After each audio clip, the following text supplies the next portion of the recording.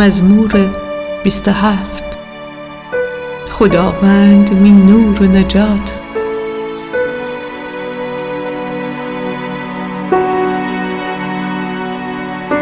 خداوند می نور و می نجات، کی جا ترسم ببم. خداوند می جان پناهگاه، کی جا هراسم ببم.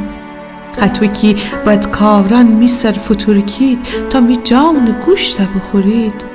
حتی که می حریفان دشمندن می سر بتازید. او شنید که جلیسگاه خوریدی و کفیدی. اگه لشکری می امره روبرویی ره، اردو بزنه می دل نخواهی ترسه. اگه جنگ می سر به پا ببه، اون درون نی خاطر جمعی خواهیم داشته.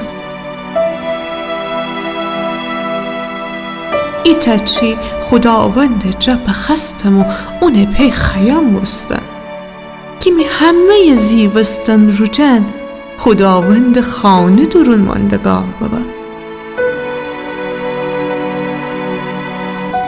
تا خداوند زیبایی سر چون بودو جا، و اون پرستشگاه درون می جواب و موجا.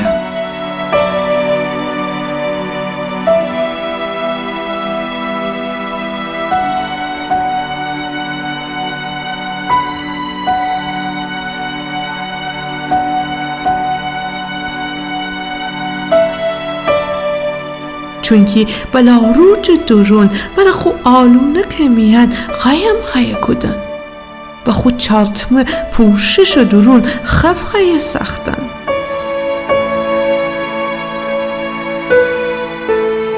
و سنگ تخت سر بجور جا درون قرار خواهی دن.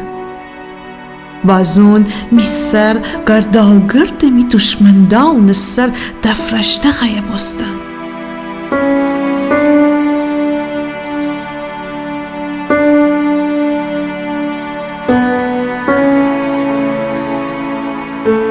و شادی زهاران مره اون چاتمه درون قربانی خیم کدن. و خداوند وسیع آواز خیم سردن و ساز خیم زن.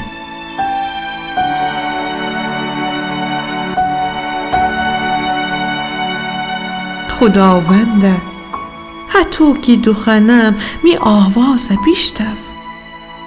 مرا فیض ببخشا و مرا برآورده بفرما.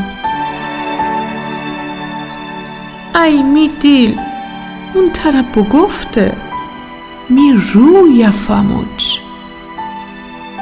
خداونده تی روی خیم فموج است.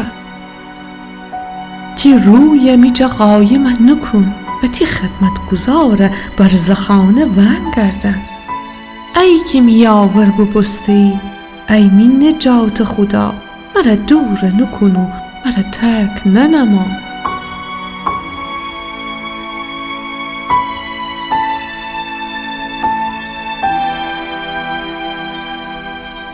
اگه چی می پیرومار مرا ترک کنید، خداوند مرا به تنخواهی گیفته.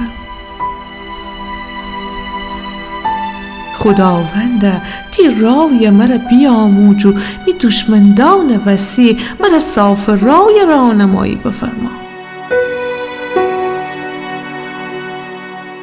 می دشمندان ناجر مرا وا ننه، چونکی چخان شاهدان می سروریش دیدی که زرخی دمستیدی.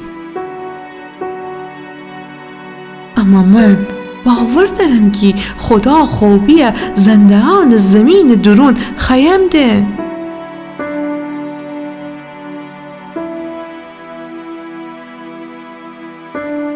خداوند رفا بس، زوردار ببو، قوت دیل بدر.